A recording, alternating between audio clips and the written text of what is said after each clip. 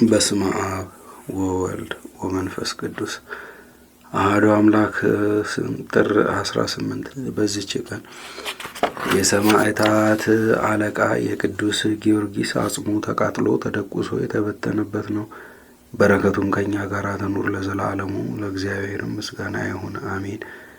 በዚህችም ዕለት በገድል የተጸመደ የከበረ አባት ለቅዱስ ኤፍሬምም መምህሩ የሆነ የሀገረ ንጽቢን ኤጲስቆጶስ አባ ያዕቆብ አረፈ። ይህም ቅዱስ ተወልዶ ያደገው በንጽቢን ከተማ ነው። እርሱ ግን ሶርያዊ ነው። ከታናሽነቱም የምንኩስና ልብስ መልበስን መረጠ። ከጠጉር የተሰራ ማቅንም ለበሰ። በጾም በጸሎት ተወስኖ በቀን በሌሊት በበጋ ሐሩር በክረምት ቁር የሚጋደል ሆነ። ያንንም ማቅ ከቶ ከስጋው ላይ አያወጣውም ነበር። ምግቡም ቅጠላ ቅጠል ነው። የሚጠጣውም የዝናብ ውሃ ብቻ ነው። ስለዚህ ስጋው እጅግ ብሩህ ሆነ፣ ነፍሱም እጅግ በራች። እግዚአብሔርም ሀብተ ትንቢትን፣ ድንቆች ተአምራቶችንም የመስራት ጸጋን ሰጠው። ለሰዎችም ከመሆኑ በፊት የሚሆነውን ይነግራቸውና እንዲሁም ይሆናል።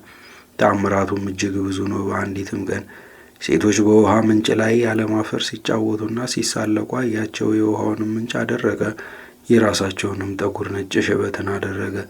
በተጸጸቱና የውሃውን ምንጭ እንዲመልስላቸው እየሰገዱ በለመኑት ጊዜ የውሃቸውን ምንጭ መለሰላቸው። እንዳይታበዩም ይገሰጹ ዘንድ የራሳቸውን ጠጉር ነጭ እንደሆነ ተወው።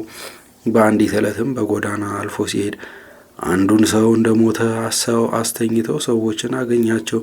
መገነዣ ልብስ የሚሰጣቸው ዘንድ ቅዱስን ለመኑት። እርሱ ግን በጸሎቱ ሰውየውን ምውት አደረገው። ሰዎችም ወደ እርሱ በተሰበሰቡ ጊዜ ሙቶ አገኙት። ተጸጽተውም ሁለተኛ ያድንላቸው ዘንድ ለመኑት፣ አዳንላቸው። ትሩፋቱና ደግነቱን በተሰማ ጊዜ መርጠው በሀገረ ንጽቢን ላይ ኤጲስቆጶስነት ሾሙት። የክብር ባለቤት የክርስቶስን መንጋዎች ከአርዮሳውያን ተኩላዎች በበጎ አጠባበቅ ጠበቀ። ንጉሥ ቆስጠንጢኖስም የ318ቱን የከበሩ አባቶች በኒቅያ ከተማ በሰበሰባቸው ጊዜ ይህ አባት አብሮ አለ። ከእርሳቸውም ጋር አርዮስን አውግዞ ከክርስቲያን አንድነት ለየው። የቤተ ክርስቲያንንም ስርዓትና በሁሉ ምዕመናን ዘንድ የታወቀች የሃይማኖት ጸሎትን ሰራ። ንጉሥ ቆስጠንጢኖስም በደረሰ ጊዜ የሞተውን ሰው በጉባኤ ውስጥ አስነስቷል። የፋርስ ንጉሥም መጥቶ ሀገረ ንጽቢንን በከበባት ጊዜ ይህ ቅዱስ ያዕቆብ የጭጋግ ደመና በሰራዊቱ ላይ አመጣ። ትንኞችም ፈረሶቻቸውንና ጎበዛዝቶችን ነደፏቸው። ፈረሶችም ማሰሪያቸውን ቆርጠው ፈረጠጡ። የፋርስ ንጉሥም አይቶ ታላቅ ፍርሃትን ፈራ።